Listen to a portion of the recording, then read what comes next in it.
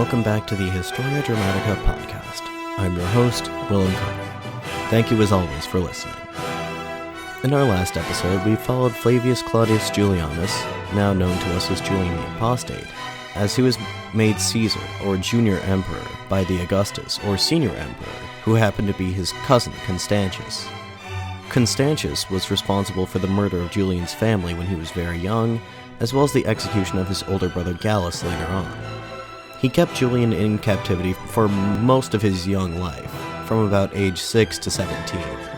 For Julian's part, he would have been content to have spent most of his life enveloped in study.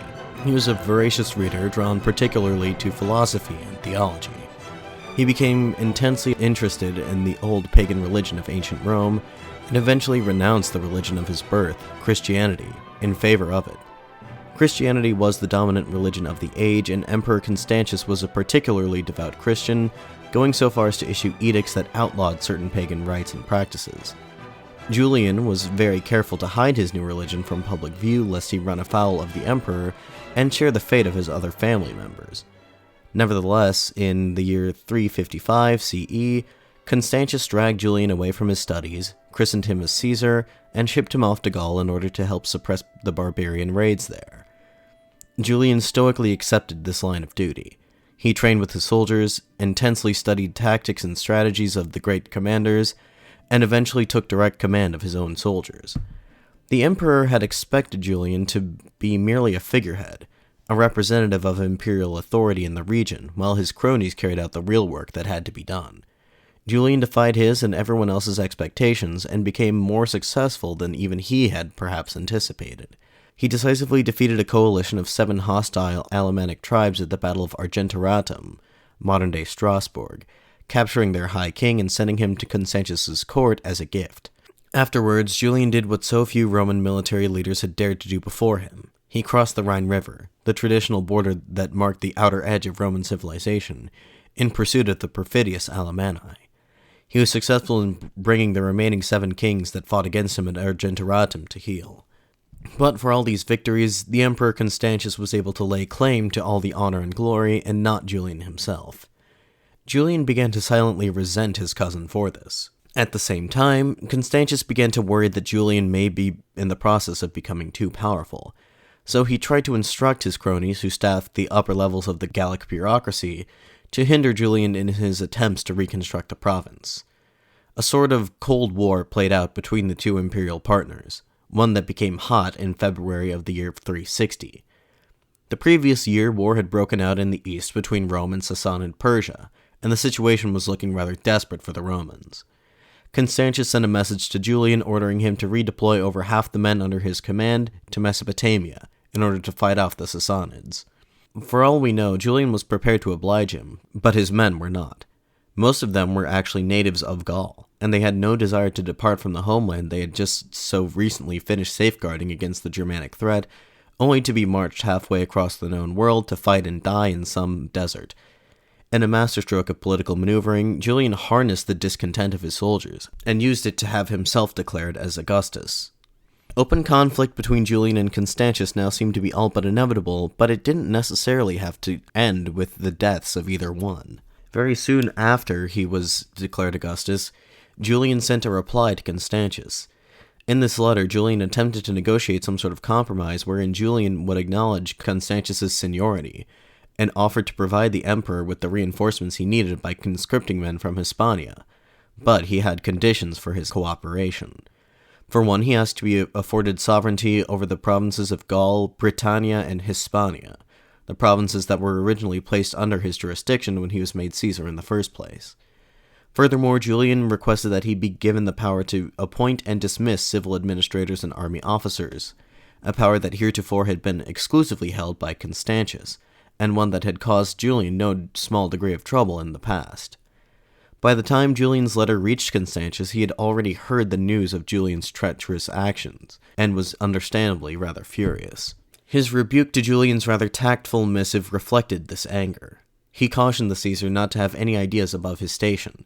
Disregarding his request, Constantius's letter also contained orders for a whole slate of new dismissals and appointments of senior officers within Julian's staff. Constantius ended the letter by berating Julian for not being sufficiently grateful to him for all that he had done for him, having raised him as an orphan and elevated him to high office. Julian's laconic response was, quote, "Is my father's murderer seriously rebuking me for being an orphan?" End quote. Also, in Julian's response, he informed the emperor that he would accept only one of his new appointments, and that he had already filled the other positions himself. Before sending Constantius' courier back on his way, Julian held a spectacle to make sure that the courier bore witness. He summoned the soldiers to the parade ground and read Constantius' letter aloud to them. The men were incensed at Constantius' condemnation of their actions, which led them to begin a chant of Julian Augustus, just as they had done on that fateful night. Julian wanted to make sure Constantius knew that he and his men were serious, and would not be cowed so easily. This was tantamount to a declaration of war. The only person that was realistically capable of de-escalating the conflict at this point was Constantius' wife Eusebia. If you will recall, Eusebia was the one who had earlier interceded on behalf of Julian when he had stood accused of treason. She was his staunchest and seemingly only ally in Constantius' court. Unfortunately for the both of them, Empress Eusebia died at some point that year of an undetermined illness. War was all but inevitable, but it did not break out immediately. More pressing matters concerned both parties at the moment. For Constantius, he surely realized that by now he was being threatened on two fronts, but he opted to remain in the east in order to neutralize the Persian threat before turning to deal with his upstart cousin. Julian, meanwhile, had to consolidate his power in Gaul before he could venture forth to meet Constantius in battle. Thus, what ensued was a war of words that lasted for about a year and a half. Both Augusti dispatched letter after vitriolic letter to one another over the course of 7 months, while both mustered their forces. Julian carried out an initial purge of Constantius' appointees in the upper echelons of the bureaucracy and military. He went on a brief campaign against the Franks yet again, and he embarked on a tour inspecting the military installations of his province. The following spring, the Alemanni under their chieftain Valdemar began carrying out raids across the Rhine River. Valdemar's forces proved to be much stronger than Julian had anticipated, as the 2 legions he sent out to halt his incursions were ambushed and defeated. What made matters worse was that Valdemar was revealed to have been acting at the behest of Constantius this entire time. Julian took alternate measures to eliminate this threat. He enticed Valdemar to travel to Roman territory under a flag of truce, and at his first opportunity, he had the man arrested and deported to Hispania. Julian also learned from other intercepted correspondence that Constantius was beginning to prepare for war in earnest. He was negotiating with local Persian officials to cease hostilities, and was beginning to requisition arms in massive quantities. Julian was faced with a decision. Would he try to fight Constantius in Gaul, where he was strongest, or would he attempt to take the fight to him? Julian's decision, like at the Battle of Argentoratum, was to go on the offensive. By any metric, he was severely outmatched. As of then, he had only about 25,000 men and a small handful of provinces under his control, while Constantius could theoretically marshal the resources of the entire rest of the empire. But he and the bulk of his army were still in Mesopotamia. Everything west of that, including the road to the capital city of Constantinople, was left relatively unguarded. The plan was quickly settled. Julian had to strike east as soon as possible, along the way seizing the valuable provinces of Italy and Illyria, and taking Constantinople before Constantius could get there first. In the summer of 361, Julian mustered his troops in the town of Vienne, and issued them their orders. Amazingly, the same body of men who were prepared to turn on their commander if he allowed them to be sent off to Mesopotamia, now swore an oath to follow Julian to the very ends of the earth. Such was their fervor that when the Praetorian prefect expressed his disapproval, he was mutilated and very nearly murdered by the soldiers. Julian's first objective was the province of Illyria in the modern Balkans, a vital crossroads between the eastern and western halves of the empire, and an important hub of economic and military activity. Julian realized that speed was of the essence, and he made the decision to split his forces into 3 groups. 2/3 were placed under his trusted subordinate commanders, Jovinus and Navita. They were to take the conventional safe routes to Illyria, either through northern Italy or through modern Austria. Julian, in command of the remaining third of the army, took a more direct but far more dangerous route. He traveled through the Black Forest in southern Germany until he reached the Danube River, and from there he requisitioned several boats that he would use to ferry his forces downstream towards their destination. That destination was the fortress town of Sirmium, the capital and largest city in Illyria. It would be strategically impossible to press on to Constantinople without seizing this city first. The commander of Sirmium's garrison, Lucilianus, remained loyal to Constantius. He heard that Julian's army was rapidly approaching, so he rode out to meet him. Rather than risking a direct confrontation, Julian sent out a small team to abduct Lucilianus as he camped. He woke that night to find Julian himself staring him in the face, surrounded by armed guards. When Lucilianus realized that Julian did not intend to kill him immediately, he informed Julian that it was foolhardy of him to invade another man's territory with so few soldiers. Julian responded that he had best save his advice for his master Constantius, and that he did not come to seek his counsel, but rather his supplication. He was made to order his men to stand down. In return, Julian allowed him to live out the rest of his days in quiet retirement within the city. Shortly thereafter, Julian entered Sirmium. The inhabitants flung open the gates to greet him.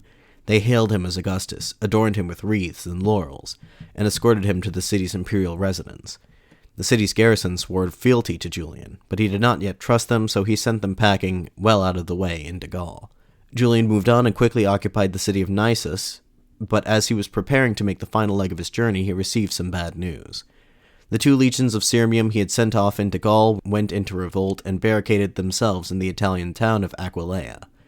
One of his commanders had placed the city under siege, but the rebels refused to relent. Then, more news came from the east. The Persian king had withdrawn from the front lines, giving Roman forces there room to breathe. Constantius was preparing to move west to deal with Julian himself. Julian now found himself in a predicament. It was urgent that he press on to reach Constantinople before the emperor did, but he could not do so with a hostile enemy force still holed up in Aquileia. Essentially trapped in the city of Nisus, Julian turned to writing letters to the various major cities of the empire, explaining the reasons for his rebellion and hoping to win their allegiance. Then, suddenly, more shocking news came from the east. Constantius, having just departed Antioch en route to Constantinople, suddenly dropped dead. The death of Emperor Constantius seems a bit too auspicious to be true. He was only 44 years old, and he was in fairly good health until the final week of his life. The illness that ended up killing him has not been identified by historians. His last act before he died was to recognize his rebellious cousin as his rightful successor. The armies of the east swore allegiance to him on the spot, and the rebellious legions at Aquileia soon followed suit once they heard the news. With all this in mind, how could Julian have not attributed this sudden turn of events to divine intervention? In the words of historian G.W. Bowersock, quote, "With the elimination of the Christian Augustus, Julian felt that the gods had rewarded his long years of secret piety and devotion. Just as he'd given up shaving and stripped away the pretenses of any respect towards Constantius, so now he stripped away the pretense of being a Christian. The deferential Christian Caesar then vanished, and in his place stood the defiant pagan Augustus." End quote.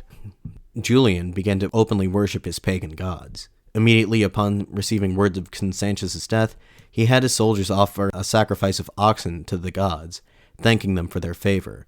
Marcellinus, who we must remember was actually a first-hand witness to most of these events as a soldier under Julian's command, wrote, quote, "It seemed like a dream that this man of slight build who had only just reached maturity should, after a series of notable exploits and bloody victories over kings and peoples, should have flown from city to city with unheard speed, gaining strength wherever he appeared, and that after everything he should finally have received imperial power by the decree of heaven, without infliction of any loss upon the state."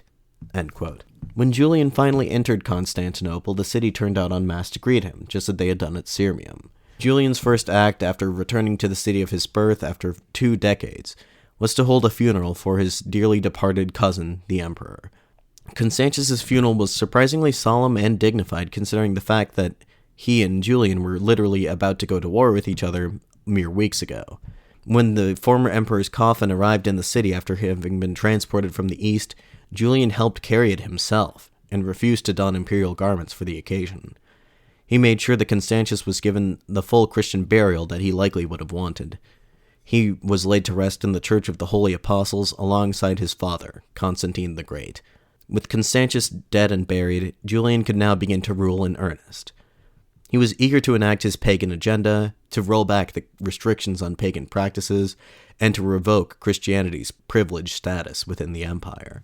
However, more immediate matters demanded his attention. Before he could enact anything, something had to be done about the government that his cousin had left behind. The first order of business was to remove all of Constantius's loyalists, who still occupied high positions in the civil administration. Some of these ministers were widely despised by the populace for their blatant corruption. As such, their removal from office took a series of trials held in the suburb of Constantinople called Chalcedon in December of 361.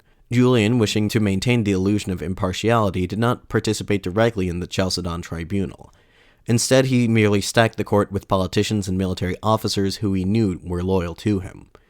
Still, the harsh punishments meted out to the convicted make the Chalcedon tribunal a black mark on Julian's historical legacy. Some seem to be more deserving of their fates than others, however.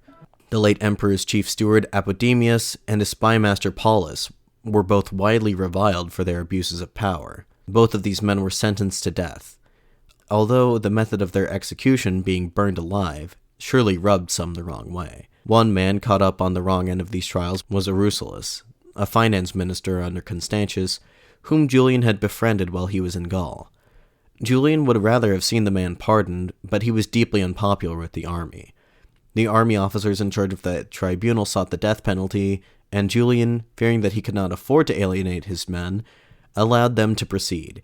He was rather broken up about the man's death and made sure that his orphaned daughter received her father's property upon his execution. Also put on trial was Florentius, the conniving minister who had caused Julian so much trouble when he was in Gaul. He was sentenced to death in absentia, and remained on the lam throughout all of Julian's reign. By the end of January 362, the trials had concluded. Julian could put that nasty bit of business behind him and turn his attention to the bureaucracy at large. According to one likely apocryphal story, one day early in his reign, Emperor Julian sent for a barber to give him a haircut. When a gaudily dressed barber arrived on the scene, Julian mistook him for some sort of minister of finance and sent him away. He was bewildered when the man informed him that he was indeed a barber, and furthermore that his salary was 20 times the amount of a commoner, and that he received many other financial benefits on the side. Julian dismissed the man from his position on the spot. As Julian realized, this was indicative of Constantius's bureaucracy at large. The imperial court, as he inherited it from Constantius, was a, quote, teeming hive of slaves and eunuchs, petty functionaries and flatterers, whose trifling tasks were grotesquely disproportionate to their personal magnificence, end quote. Constantius, however, cannot be blamed, at least not entirely, for this state of affairs. The late Roman Empire has indeed acquired a historical reputation for having a bloated and corrupt bureaucracy, the development of which can be traced back to the Emperor Diocletian. Coming to power in an era when the Roman Empire had nearly collapsed in on itself during the crisis of the 3rd century, Diocletian had sought to reform the empire to prevent such a crisis from ever occurring again. Among Diocletian's much lauded reforms was the further centralization of the imperial administration and a massive expansion of the imperial bureaucracy. But at the same time, an important ideological shift was occurring too. When Augustus Caesar took power back in the 1st century CE, he had made some pretense of maintaining a semblance of republican government as he guided the transition of the Roman state from a republic to an empire. From Augustus onward, the emperor styled himself as a man of the people, claiming legitimacy by popular mandate. In many regards, Diocletian stripped away this republican facade to reveal the true nature of imperial power. The position of emperor was remodeled to resemble that of a divine monarch of the East, who derived his power from heaven above rather than the masses below. Diocletian and his immediate successors displayed their power physically in the forms of jewels and diadems, and in massive palaces. The person of the emperor himself was practically made into a living god. Emperors withdrew from the public eye to the point where being in his presence was reserved only for the most privileged members of his court. Naturally, an elaborate hierarchy emerged in the imperial court as a result of all this. All this pomp and circumstance was deeply offensive to an ascetic like Julian, who slept on straw, ate simple food, practiced abstinence, and had a general antipathy towards luxury, ceremony, and basically anything he saw as unessential. Julian fired the multitude of cooks, barbers, manservants, and other general hangers-on that made up Constantius's court, keeping on only those he deemed to be essential. In general, Julian railed against nearly all aspects of the post-Diocletian state, dubbed the dominate by historians. In Julian's own assessment, the empire had fallen far from its ideals, and he took it upon himself to bring it back. Julian's ideal state was the republic as described by Plato. Julian would reign as though he were a citizen, equal to his subjects, rather than a monarch who was above the law. Julian stressed the importance of wisdom, a sense of justice, and an openness to counsel as traits of an ideal ruler. Very soon after Constantius' death, before he had even returned to Constantinople, Julian sent off a series of letters to old acquaintances of his, requesting their services in the new administration that he planned to build. Many of these intimates of Julian's were pagans like himself, former classmates and tutors that he had met during his academic career, but moreover these men were chosen on the basis of their merit, which is why a number of his prospective appointees were actually outspoken Christians, one of whom was Basil of Caesarea, who has since been canonized into nearly every Christian tradition as Saint Basil the Great. The two men had met and befriended each other while they were both studying in Athens, but their paths diverged as Julian was called to military leadership and Basil was called to the church. Basil became the bishop of Caesarea in modern Turkey and acquired a reputation as one of the greatest Christian theologians of the age. Nevertheless, Julian still respected the man for his intellect and invited him to Constantinople to act as some sort of liaison with the empire's sizable Christian community. The feeling of respect, however, was not mutual, and Basil refused Julian's invitation. Julian responded to this snub by changing the name of the city of Caesarea back to its old name, Mazaea. With Constantius' men out and his own men in, Julian continued the work of de-dominating the empire, as it were. His next task was to reverse the centralization of the imperial administration. To this end, he sought to delegate more power and authority to local city councils and away from the central government. He recognized that the revival of semi-democratic institutions were the key to achieving this. For example, the Roman Senate, a vestige of the former republic, had remained a mostly ceremonial body during the era of the empire. It had laid largely neglected by the emperors of Rome for quite some time now. Julian wished to elevate it back to the level of importance that it had enjoyed in the days of the Republic and the early Empire. Julian attended sessions of the Senate and debated in and participated in some of the debates himself. He frequently emphasized his role as a servant of the Senate, rather than as the master of it. Of course, however, Julian was not opposed to occasionally invoking his absolute power to get things done. For instance, in order to prevent corruption, he mandated that all changes to the current tax regiment, whether the imposition of new taxes or the remittance of pre-existing ones, had to be approved by him personally. He also personally took charge of the efforts to fortify the empire's frontiers. He had seen firsthand the situation in Gaul, and so he sought to oversee the construction of all of the forts along the empire's borders. The eastern provinces especially received his attention. In the early months of Julian's reign, he was approached by ambassadors of the Persian ruler. They had heard that a new emperor now reigned in Constantinople, and thought that he might be willing to offer them more favorable peace terms than Constantius had been. They found Julian to be rather intractable. Instead of offering peace, Julian silently resolved to make war against the insolent Persian nation. In the summer of 363, Julian departed Constantinople for the largest city and unofficial capital of the empire's far eastern provinces, Antioch. Although today the city is an uninhabited ruin, in those days Antioch boasted a population of over 500,000 people, making it the third or fourth largest city in the entire Roman Empire. Sitting at the nexus of Middle Eastern trade, the city had grown large and prosperous since its founding by one of Alexander the Great's generals at the end of the 4th century BCE. Such was the city's prominence that when Julian went there to make preparations for a war against Persia, he had in the back of his mind that the city may prove to be a serviceable capital in the place of Constantinople. Julian was eager to distance the empire from the memory of the detested Constantine the Great. The city's cosmopolitan nature had the tendency to alienate outside observers. Historian Edward Gibbon certainly did not hide his own thoughts on the city when he described it as follows, quote, "The favorable climate of the East disposed the natives to the most intemperate enjoyment of tranquility and opulence, and the liveliest licentiousness of the Greeks was blended with the hereditary softness of the Syrians. Fashion was the only law, and pleasure was the only pursuit, and splendor of dress and furniture was the only distinction among its citizens. The arts of luxury were honored, but the serious and manly virtues were the subject of ridicule, and the contempt for female modesty and the revenant age announced the universal corruption of the capital of the East." End quote. Hearing Antioch described in such a manner, is it any wonder that the supremely austere Emperor Julian would eventually come to loathe the city that he secretly wished to elevate to his supreme status? Julian himself admitted in a letter written after the fact that he had seriously misjudged the city's character from the very beginning. How exactly he managed to overlook these things, especially Antioch's massive Christian population, while making these calculations is beyond me. In the years following the Judean revolt and the expulsion of the Jews from Palestine, Antioch had become a hotbed of both Christian and Jewish settlement. Antioch was one of the first cities that Jesus' apostles had ventured to after his death, and it is also said that in the city, the term Christian was first used to describe the followers of Christ. It was in Antioch that Julian's war on Christianity began in earnest. For Julian, it was not simply good enough to reform and reinvigorate paganism.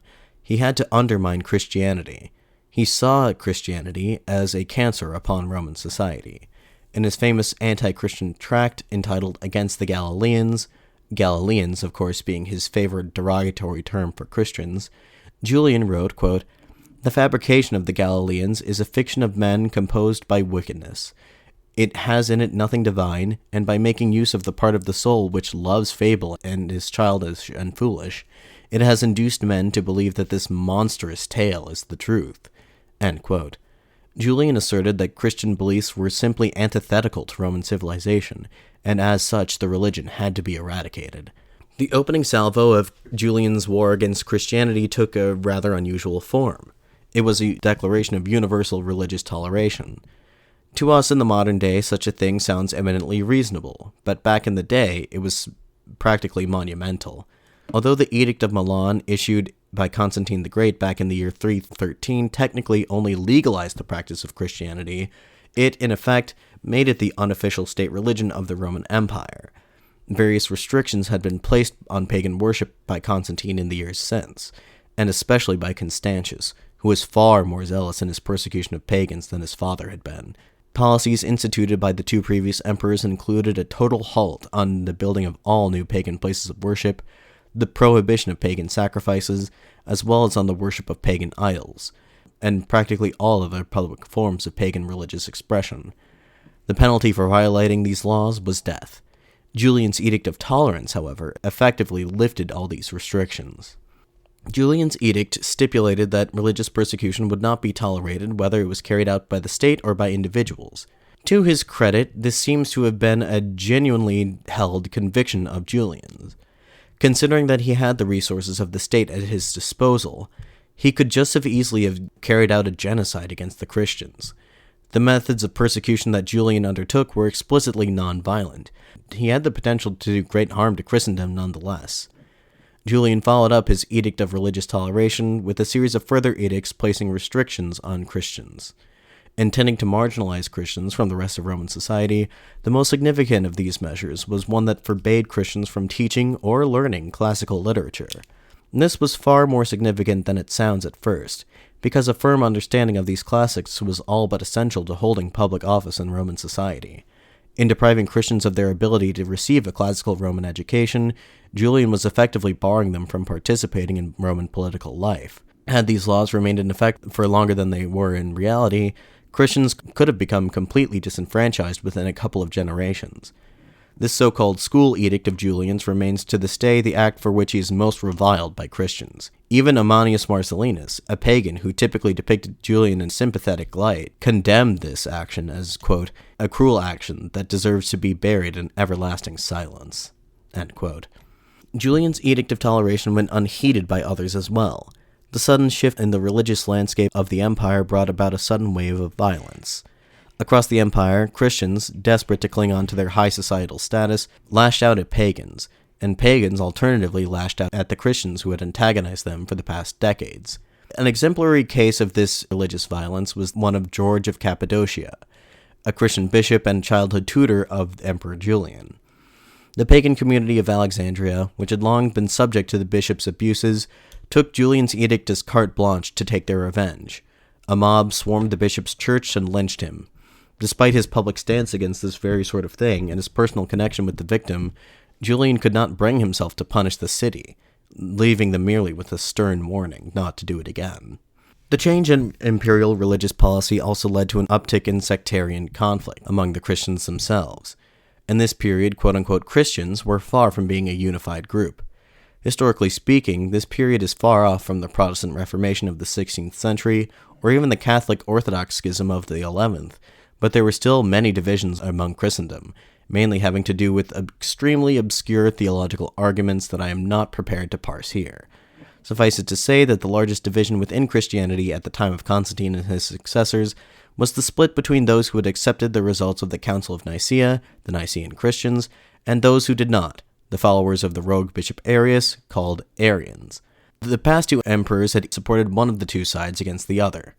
Constantine tacitly supported the Nicene stance, while Constantius was an ardent Arian, and clamped down hard on what he perceived to be heresy, going so far as to have a number of Nicene bishops deposed and sent into exile. Julian supported neither faction. For the past few decades, either side had used the power of the state to suppress their opponents and advance their own interests. Now, all of a sudden, the proverbial rug had been pulled out from under them, and they were left to fend for themselves, which of course meant fighting amongst each other for dominance, which is exactly what Julian had hoped for. In fact, in order to worsen conflict within the Christian community, Julian had the Nicene bishops exiled by Constantius restored to their positions. Indeed, Julian's quest to undermine Christendom led him to seek out some strange allies, including the Jews. Julian's gripe with the Christians wasn't so much theological as it was political. As we've seen, his actions against Christians have mainly been intended to shut them out of the halls of power and influence. He wasn't entirely intolerant of monotheism. In fact, Julian's own writing indicates a certain respect that he had for the Jewish religion. He appreciated Judaism's veneration of ancestors and the importance that it played on sacrifices. Primarily, however, Julian sought the political alliance of Jews, not only because they shared a common enemy amongst the Christians, but also because they did not pose a direct threat to his project of pagan revival. Jews, more often than not, stuck to their own community, and, unlike the Christians, the Jews were generally tolerant of pagans and did not attempt to proselytize to them. Julian resolved to win the favor of the Jews by rebuilding the temple in Jerusalem. The temple, of course, being the holiest site in all of the Jewish religion. Not only was it the central place of worship and sacrifice in Judaism, but it was also said that the presence of God was held within. During the Jewish-Roman wars of the 1st century CE, the temple was destroyed during the siege of Jerusalem. Following that war, the Roman authorities banished Jews from the city entirely. Thus, the Jews were prohibited from rebuilding their temple. Julian, rather magnanimously, promised to right the wrongs of his predecessors, and to have the temple rebuilt. It is difficult not to see Julian's efforts to rebuild the temple as being almost entirely cynical. It served a very specific purpose, beyond just winning Jewish favor. In rebuilding the temple, he would be invalidating a biblical prophecy, in which Jesus claimed that the temple would be destroyed and, quote, "not one stone will be left upon another," end quote. By rebuilding the temple, Julian would be proving the Christian Messiah to be a liar, and this would deal a massive blow to Christians everywhere. The efforts to rebuild the temple began in the spring of 363. Julian appointed one of his most energetic officials to oversee the project, and he received massive popular support from the relatively small Jewish community that still lived in the area, who eagerly provided the capital and the labor for the project. Construction on the project had only just commenced when, according to Ammianus Marcellinus, quote, "several balls of fire burst forth near the construction site, burning several workers and rendering the area inaccessible," end quote. The Christian faithful attribute this occurrence to divine intervention, foiling the plans of the apostate emperor. A more likely explanation might be the massive earthquake that struck the region in May of that year. Whatever the case, the efforts to rebuild the temple were put on hold, and, due to circumstances outside their control, were never resumed. To this day, no further attempts have been made by Jews or otherwise to rebuild the temple in Jerusalem. If you'll recall from earlier, I mentioned that Julian's religious policies had two crucial aspects to it: undermining Christianity and at the same time reinvigorating paganism. Unfortunately for Julian, he would find that the latter was a far more difficult task than the former. The pagan religion had already been on the decline before the advent of Christian rule in 313. These developments in tandem certainly took their toll. Although a plurality of the empire's population still professed some sort of paganism, this was a religion largely without leadership or unification.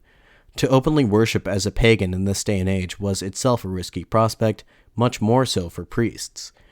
Julian identified the Christians' leadership and organizational ability as among their greatest assets, so he sought to replicate these things within paganism. Rebuilding pagan temples and reinstating ritual sacrifices were the first step. He sought to form a new pagan priesthood. The role of priest in the pagan community of this era was a ceremonial one at best, and actively dangerous at worst. Dangerous because of state-sanctioned persecution, and ceremonial because a priest's duties typically amounted to very little more than offering the occasional animal sacrifice, and once sacrifices were outlawed, there was effectively nothing for these men to do.